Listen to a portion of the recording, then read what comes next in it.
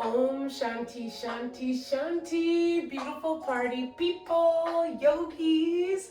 Welcome back to my channel. It is Bigmamanata, pranayama, and yoga. You already know who it is, Renata, but also please call me Renee. We are back today with another episode, the second installment of our posture and pose yoga lab, where I, if you're new here, choose 4 yoga poses and I break them down thoroughly for you in terms of 1, alignment principles and form in its traditional kind of posture. 2, give you all the types of modifications that you can get into with this pose. And 3, give you also variations or different ways that you can express the pose.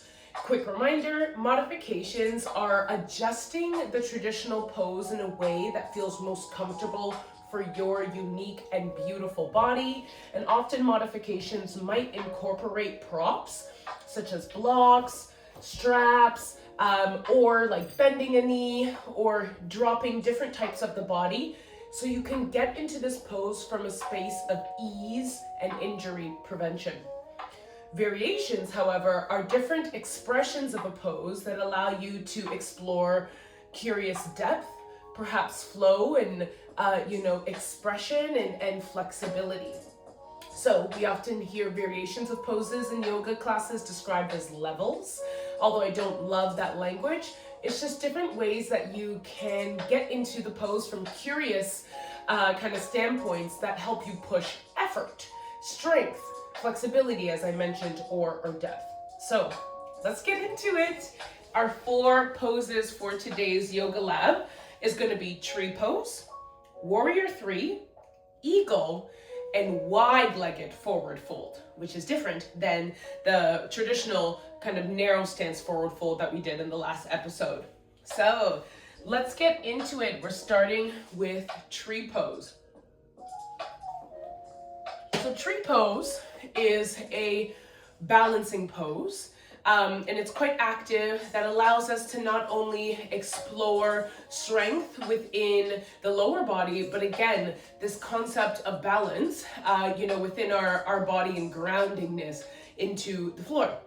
So tree pose in its traditional form, starting from our Tadasana template, so Tadasana is standing straight forward, requires us to utilize one leg to bear the majority of our weight, okay? So you ground into one leg. For this demonstration, I'm going to use the left leg, and we often have either our hands on our hips, or rather one hand on the hip, and the other hand is free to help catch and place your opposite leg somewhere along the line of your standing grounded foot.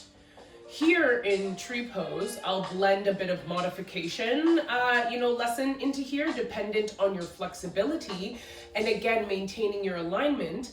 The foot can rest either ball of your foot on the floor, heel is resting on the ankle. This is tree pose. It can come up towards the shin. This is tree pose. Avoiding the knee to maintain some knee health, it can come above towards the inner thigh. This is tree pose as well too. And lastly, in one of the deeper expressions, from the thigh, actually heel of your elevated foot is grounded more into like the hip crease or resting on the front thigh. This is also tree, okay? So let's break down the actual form, and I'm gonna do this in tree pose that works best for me. So we're grounding into our standing foot. On the side of the standing foot, you have your hand propped up firm and engaged on the hip. Again, thinking through the Tadasana template, roll that shoulder back into place and broaden out the chest. Utilizing your free hand to either grab the foot or place the other foot on either your shin, again, your inner thigh, the ground. We lift up the leg and ground deeply into that standing leg. All the digits of your standing leg are making contact, pressing firmly into the floor. Now moving up, we're gonna want to create some resistance with the standing leg against the base of your elevated foot. So, and this will also help you with balance, as you're kind of pushing your elevated foot into your standing thigh is also engaged and resisting, pressing back against the foot. That requires you to engage a bit of your glute, as well as your quad, to kind of strengthen out that leg in order for it to push and like hug both of this foot to thigh action towards the midline, okay? As we're moving up from towards our pelvic sitting bone area, that is slightly grounded down. We're not sticking the bum out and pushing the chest forward. We're grounding the tailbone down while keeping that active charged leg, and thinking through the alignment of your elevated leg is actually pointing this knee either 45 or completely parallel to the back, okay? So you don't want your knee like collapsing in here or too far here. If you are fighting more for the depth of this pose and we're taking some hits in the angle of the knee, bring the leg down so you can get a nice widening, almost like a clamming out, of the legs together, okay? Or not legs together, legs apart. So our leg and our hip is open. The hip flexor is actually hinged. We're grounding down. The thigh is pressing against the foot, okay?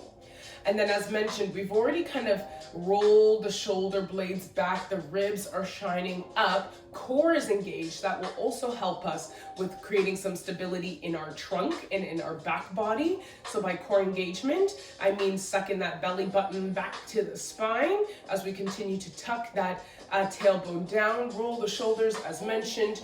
Chest is up and hands can stay on hip or in prayer, okay? So different ways to actually modify this, as mentioned, for your beautiful and unique body. We can play around with the foot placement. Again, propping it on the floor, shin, upper thighs, depending on the level of depth you want to get into. And we can maintain our hands on the hips if that feels most comfortable. If just getting the leg up also feels uncomfortable, so sometimes we have some issues in our hip or in our glute, that makes this this sensation of like lifting up with just the strength of your hip and your leg uncomfortable. You can grab a block and get into tree, placing the block by your standing foot and just prop your heel, against a section of your leg, and you can hang out right here. Okay. Usually, tree is a standing pose. I have seen some variations of like a laying tree. So if standing is highly inaccessible or uncomfortable, you can come down to your back, hands on the hip, and again, the foot and the leg are active. So the straight foot splayed out lengthwise of the mat. Flex your foot so your toes are pointing towards the face. That's going to get that activation in your quad and in your glute. And then you play around with your foot placement. Is it at the shin, the ankle, the inner thigh, and work towards getting this hip and your bent leg close towards the mat. If that hip flexion again feels uncomfortable, take a block, place it under your knee, and maintain that strengthening of pushing the active lengthened leg against the base of your bent foot. And we can hang out right here in a laying form of tree, okay? As far as I know, those are the most modifications dependent on what might be going on with your own body or your own comfort and your own flexibility for tree. As it relates to variations or different ways to express, again, often that has to do with foot placement and the depth of that foot placement. The deepest kind of variation or expression is working that hand here, right? A lot of the variations with tree are actually with your hand variations. So say we're hanging out in more of that traditional tree and it's not hands on hip or prayer hands, you'll find a lot of the variations have to do with either spreading out your branches, a dancing or waving tree. Some folks play around with binds, so reverse prayer hands, which is binds behind the back. So what that might look like from the back body, a reverse prayer hand, a bind,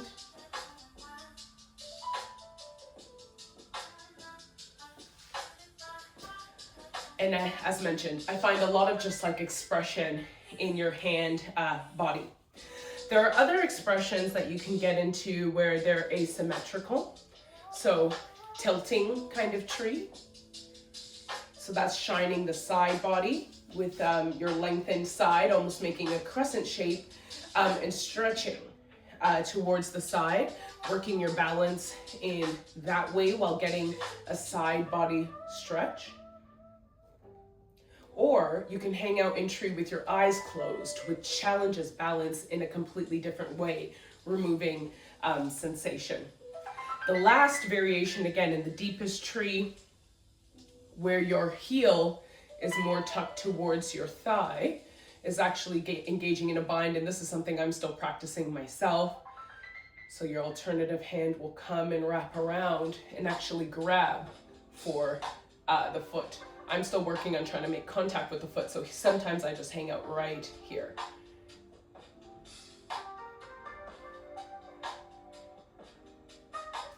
All right, so that's the different ways you can play with tree. Pose number 2, let's get into it, is going to be warrior 3. So warrior 3 is another standing balancing pose that not only requires quite a bit of strength in your back body and in your legs, but also does require a level of depth, in the body to achieve. Sorry, I'm just checking in on the time, and my computer is not cooperating. Okay, so what about warrior 3? So warrior 3, again, we're usually front loading our weight into one standing leg, and we're working on actually tilting the body, the front body, to become parallel with the mat while lifting the other leg that is not bearing most of the weight back, parallel. So warrior 3 in its traditional kind of form is, I'm going to use the right side leg just to even out from standing on the left leg. So much for tree pose. We're grounding into our leg, full digits of our right foot, feet, heel, everything is on the mat. Much like our tree pose, we're activating. Lift the kneecap so we get some quad engagement, kind of compress the glute, which is also going to help with stability and weight bearing. Hands into prayer. As we engage our core in order and tilt that tailbone ever so slightly down, that's going to help us again with grounding and stability. I like to enter into warrior 3 by lifting the opposite leg first to feel my grounded stability here. And then as I tilt my body with a soft bend in my standing leg forward and down, I kick back the lifted leg and extend it. This lifted leg is also active. So flex the toe, straighten out the leg, lift the kneecap, engage the quad. Work on bringing that front body lower so it is parallel, straight line with your leg to feel in space, okay? And we simply breathe here. Roll the shoulders back, broaden out the chest, gaze is forward, and your hips, be mindful that we're not dumping into the standing leg side. Try to rotate and bring that lifted leg, hip a little bit down so it's flat and neutral. Warrior 3. Now, modifications for warrior 3 often is modifying to help with maintaining your balance. So I find most modifications involve a block to help with building your balance, or include a soft bend in the standing leg. So first, a soft bend. If we find that balance is challenging here, we can just work on trying to lean the body a little bit less perpendicular and getting that that hovering leg, again, less perpendicular. So it's almost like 45, 45. And we're just testing out balance here by bending and buoying the knee. As we lessen out that bend, we can play around with tilting a bit more and a bit more and a bit more until we achieve our balance here. Or we can do that same level of play with a block. So rather than getting into warrior three standing upright, we actually get into warrior three from perhaps a soft, halfway lift or a forward fold. So having two blocks or one block is just as good with one hand on the hip. We ground into the right leg, again, root all the digits.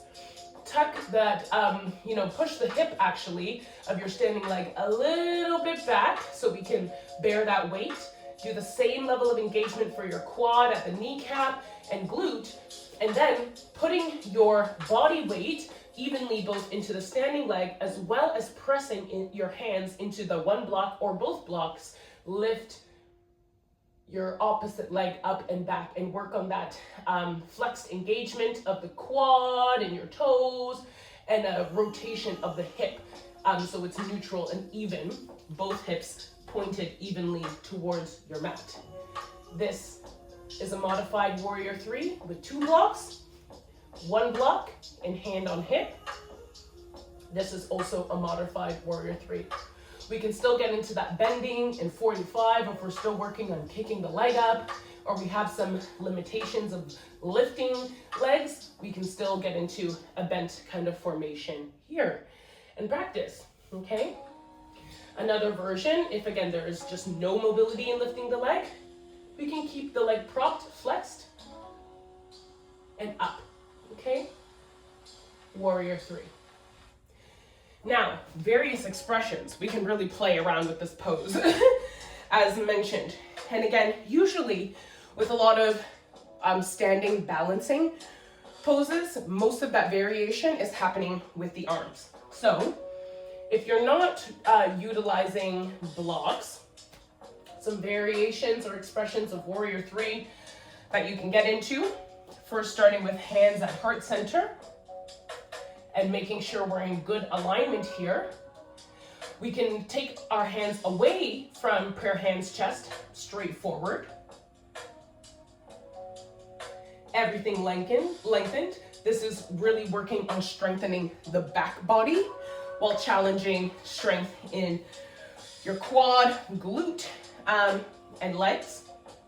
We can also reverse the arms into airplane. So instead of straight forward, we're actually bringing them either straight out, perpendicular to the body, or at a slight 45 behind. We can play with binds, okay? So that can reverse prayer hand we did in tree. We can also do in warrior three.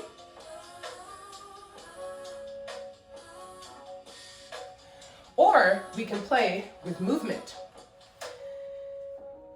And so I find that often happens in the form of like reducing one hand in your kind of airplane moding, or doing straight, windshield wipering it back, windshield wipering it to the front again.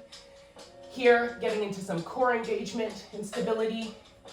And these are different ways we can express. Now, some of the deepest expression, which is beginning to blend into a different pose, candy cane, is balancing with flexibility, in mind. Or not with flexibility in mind, it's actually challenging your flexibility. So one of the deeper expressions of warrior three as you transition into another pose called candy cane. We got our hand here. Usually I start with a hand either on a block or on the floor. That straight leg suspended in air, bend it, still flex the foot, and with your free hand, grab for the foot and kick back, candy cane. Now, we can even get deeper with candy cane and play with our balance by removing the hand from the mat, finger standing, suspending our hands at heart center. Now some expressions of warrior three with a block. Remove a block, and we can get into that same kind of challenge with arms, heart center, back, or reaching for an alternating candy cane. Warrior three variations and expressions and modifications. Now, let's get into eagle. Because I'm trying not to make these videos hella long. So let's click on and jump over to eagle. So, eagle pose, another standing balancing pose. Can also be done seated. Eagle is one of my least favorite poses. There's just so much coordinating going on, but I find if it's the least favorite, it's usually challenging some sort of effort for you, you know, and tapping into a different kind of psychic mentality when it comes to yoga that we can explore around our resistance and attraction to certain things and poses and perhaps what it reminds us of in other spaces and places in our lives. But let me not get into a TED Talk and get into eagle instead. So eagle pose, oh my gosh, another standing balancing pose in its traditional form often focuses on, again, front loading weight into one leg. There's different ways to get into eagle dependent on your hips. So some folks like to just start with almost like your tree. So weight bear into the standing leg, same alignment principles before around that quad and glute engagement to encourage balance and strength. Lift the opposite leg and just curl it over, like cross it over, you know, your standing leg. Some folks like to get into this from like a concaved kind of hip, so a slight pigeoning of your toe, of the standing leg toe and knee, kind of internally rotating towards your midline, popping the hip out, and then raising the leg over. This mainly has to do with your own hips, okay? Whatever feels most comfortable for you. So front load into that standing, front load the weight into the standing leg, engage the glute, lift the kneecaps, engage the quads, cross over your opposite leg over at the knee. This might be it for some folks, okay? And then we usually in a traditional eagle are looking to bind the toes behind the calves of your standing leg. Now with your, with a slight bend and balance and engagement of your core and a tucking of the tailbone, again, slightly down as you bend at the knee into a slight squat, what you're going to do is grab those arms of yours and mirror that bending or crossing with the arms. So if it's your right leg that's crossed over your left, take your right arm and swing it under your left, bending at the elbows. Palms are coming to touch. If this also feels quite aggressive for the shoulders, because it's a shoulder stretch, we can hang out and grab for our shoulders instead. This bind up here, you're bringing up and you're looking through the little eagle eye or curve of space between your forearms. You're continuing to squeeze your thighs together for balance while you deepen in to that squat. Eagle. So, modifications for eagle. Modifications for eagle, for the legs, we can just cross here and keep it kickstanded or perched, and then cross at the arms fully, or with the shoulders, or if any of this crossing of arms feels uncomfortable, hang out with arms on your hips or arms at chest, okay, in per hand. Again, we can bring, if we're still trying to work on just crossing the leg over and working on our balance, grab a block, and you can place your foot on the block, cross-legged. Or you can go for that full, kind of bind or work towards the bind, as I am, of the legs, where it's wrapping around, kind of 100 times. And again, with the top body, we're really trying to maintain elevation. So if getting into a full bind with your hands here is having you crunch forward, then come right up and grab for shoulders so you can maintain that chest up you know, and back. And gaze again, if it's not kind of slightly up, it's looking through that eagle eye. Doing this seated instead is similar, like in a cross-legged position. So curling your left leg, where your heel is going to be somewhat close to the glute, and wrapping your right leg over where your shin is kind of resting on the knee of your opposite leg. And we can do arms like this, and we can get into deeper kind of bends with the leg. But this would be the seated kind of option or posture if folks would wish. And it's really focusing on making sure both cheeks and glutes are grounded, you know, to the floor. So even if there's a little lift in your leg here, again, grab your block and you can place it and get into variations that work for you, or modifications rather, that work for you. Now, in terms of variations, I find this is incorporating movement and arms again. So we can get back into our eagle. There is nested eagle, so that's curling the front body forward and resting the elbow towards the knee. We can often do an expressed kind of nested eagle with airplane arms. We can do a flying eagle, uncross the legs, everything at a 45. Leg at a 45, arm at a 45, body tilting forward at a 45. It's like a flying caw. Whenever I do this pose, I want to be like, caw. You know, in terms of your options, okay? Can't really do flying eagle in a seated pose, but you can still also do nested seated as well too. Or if you want to, again, do full prayer hands up. I've seen some folks do this. Or take binds. Reverse prayer hands. All sorts of fun stuff with your hands. All right, last is our forward, wide-legged fold, forward fold. So the last lab we did more of a narrow forward fold. Very similar alignment principles. We're just widening the legs this time. So big stance between the feet. And this is a deeper kind of hamstring stretch. So already if bending and you have tight hamstrings, you don't have to do a huge wide step, you know, just wider than hip width distance. And what also helps if you have sensitive hamstrings, this is again getting into a bit of modification talk, is a slight bend in your knees or a pigeoning of your toes in, okay? I find that just allows some spaciousness of your hamstrings to open up as you bend forward if you don't mind hyperextending the knee a little bit and getting into a deeper fold, or if you don't love hyperextending the knee and you don't like pigeon toeing because it hurts your ankles, narrow the stance, slight bend in the knee, and you can get forward. So, wide-legged forward fold, weight evenly pressed into both, you know, of your feet. You can choose the angle that works best, you know, for you.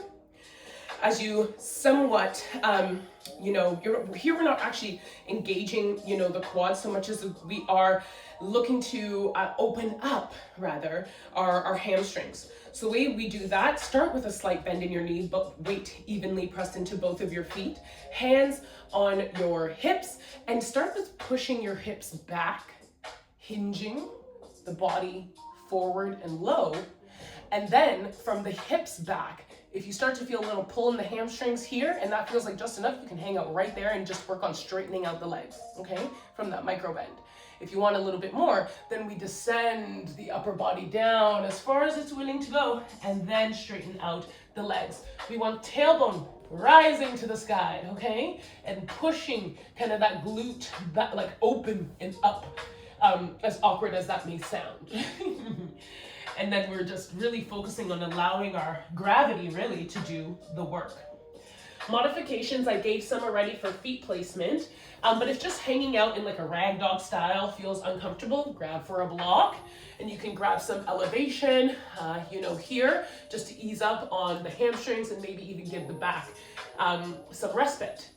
Another modification is to do this seated, a wide-legged, you know, forward fold like this. And same principles, you can micro bend in the knee, you can put blocks under the knee if we're feeling sensitive here. And again, work on pushing the tailbone and the glutes, like opening them up, whoop, and out as you hinge the body forward. Different expressions for this one, very similar. has to do with your hands. So we can hang out with our hands here on our hips, reaching for the mat or for a block, reaching for the ankles, reaching through the legs and pulling almost at the mat or the carpet space to bring the body closer to the hips. I've also seen folks do all sorts of different kind of shoulder stretches. So we can interlace the hands behind and throw them over. You can reverse prayer hand. There's so many different things. You can halfway lift, you know, and do some movement, or do some other stretching with your back, some twists. Okay? All sorts of modifications for forward folding. Forward folds are probably one of my favorite. I love stretching out these hamstrings, okay? So that is this week's yoga lab. I hope you enjoyed, and as always, send me requests if you want me to break down certain poses. I am more than happy to do so. The options are endless, okay? But I'll leave it here for now. Thank you so much. Like, comment, and subscribe. Bigmamanata out.